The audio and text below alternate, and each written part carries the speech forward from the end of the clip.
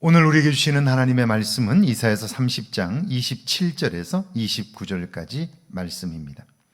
보라, 여호와의 이름이 원방에서부터 오되 그의 진노가 불붙듯 하며 빽빽한 연기가 일어나듯 하며 그의 입술에는 분노가 찼으며 그의 혀는 맹렬한 불 같으며 그의 호흡은 마치 창이라여 목에까지 미치는 하수 같은즉 그가 멸하는 키로 열방을 까부르며 여러 민족의 입에 미혹하는 재갈을 물리시리니 너희가 거룩한 절기를 지키는 밤에 하듯이 노래할 것이며 피리를 불며 여호와의 산으로 가서 이스라엘의 반석에게로 나가는 자같이 마음에 즐거워할 것이라.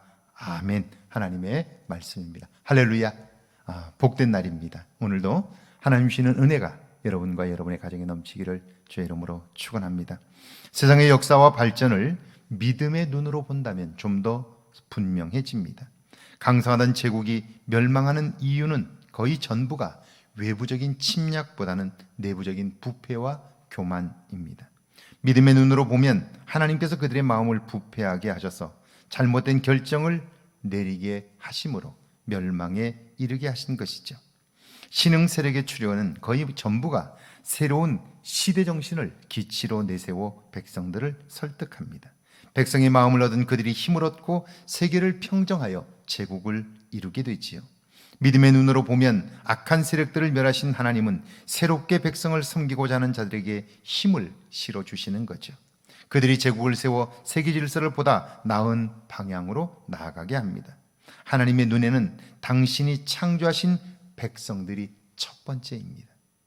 그들을 잘 섬길 자, 그들을 온전한 삶으로 이끌 만한 사람들, 그들을 하나님은 선택하시고 그 백성을 맡기사 새로운 일들을 이루어 가시는 거죠. 27절입니다.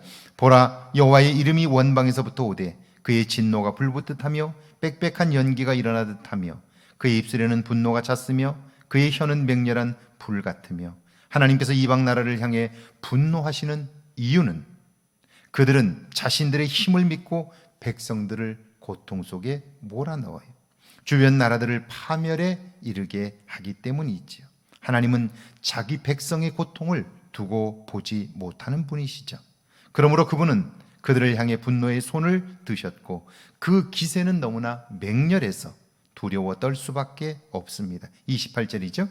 그의 호흡은 마치 창이라여 목에까지 미치는 하수 같은즉 그가 멸하는 키로 열방을 까부르며 여러 민족의 입에 미혹하는 재갈을 물리시리니 그분의 심판을 마치 창이라여 목에까지 차는 하수 같다라고 말씀해요.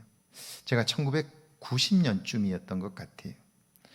그때 한강 뚝이 터져서 일산이 물바다가 된 적이 있습니다. 제가 그때 능곡에 있었는데요. 그 물살이 엄청났고 그 넓은 지역의 논과 밭이 다 물에 잠겼습니다. 그 백석에 있는 백석교회당도 완전히 물에 잠겼어요. 그래서 주일날 예배를 마치고 그 교회에 가서 물을 퍼내고 돕는 일을 했는데요.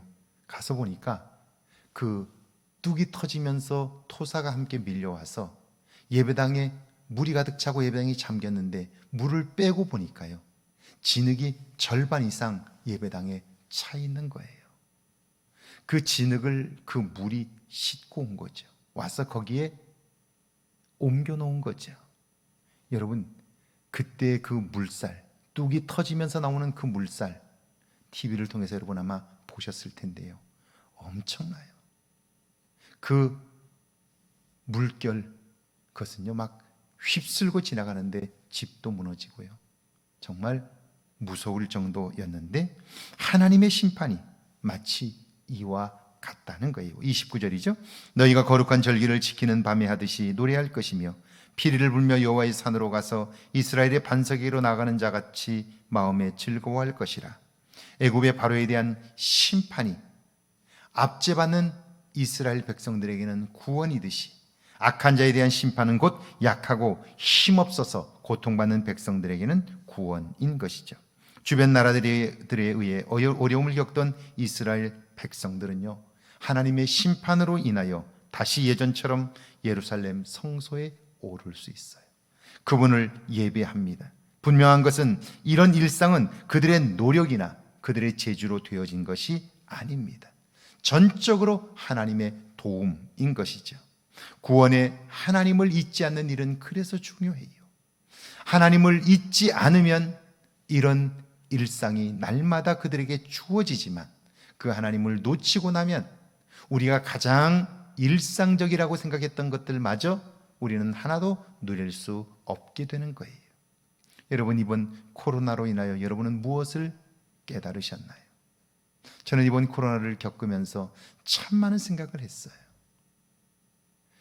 코로나 이전에 우리는 어땠나요? 돈만 있으면 비행기를 탈 수 있고 비행기만 타면 어디든지 갈 수 있다고 생각하지 않았나요? 그러니까 돈만 있으면 뭐든지 할 수 있다고 생각했어요. 그런데 코로나 이후에 어떤가요? 돈이 있어도 가지 못하지요. 여러분, 보이지 않는 세균 때문에 전 세계가 두려워하고 있잖아요. 그런데 과연 우리는 정말 하나님이 보이지 않는다는 것 때문에 하나님을 무시하며 살지 않았나요?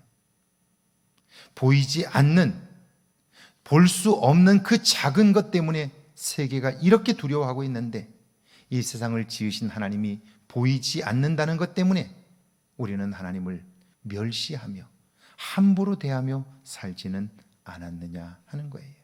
하나님을 놓쳐버리니까 커다란 건물을 자랑하고 모이는 숫자를 자랑하고 자기를 과시하고 그것이 성공한 목회자라고 그것이 좋은 교회라고 생각하며 살지 않았나요? 코로나 시국에서 가장 일상적이었던 것들이 당연한 것이 아니라는 사실을 발견하면서 여러분, 이 모든 것은 다 하나님으로부터 주어진 것임을 깨닫게 될 때 우리는 감사하고 기뻐할 수 있는 거죠. 이 코로나 시대를 통해서 우리가 다시 한번 감사를 회복해야 하는 것은요, 지금까지 우리가 평범하게 누렸던 모든 것들, 그것이 은혜였다는 사실을 발견하는 거예요. 그리고 감사하며 기뻐하는 거죠. 이런 은혜가 오늘도 여러분에게 있기를 주의 이름으로 축원합니다. 함께 기도합니다. 하나님 앞에서 나 자신을 발견하게 해달라고요. 내게 베푸신 하나님의 구원을 잊지 않게 해달라고요. 함께 기도합니다. 하나님 감사합니다. 하나님 앞에서 나 자신을 발견할 수 있도록 은혜를 베풀어 주옵소서. 내게 베풀어 주신 하나님의 구원을 잊지 않게 하셔서 오늘 내게 주어진 일상이 평범한 것들이 모두 다 하나님의 은혜임을 알게 하시고 하나님으로부터 왔음을 알게 하셔서 기뻐하며 감사하는 삶이 있게 하옵소서. 코로나 전국에 두려워만 할 것이 아니라 정말 두려워할 것이 무엇인가를 깨닫는 귀하고 복된 시간들이 되게 하옵소서.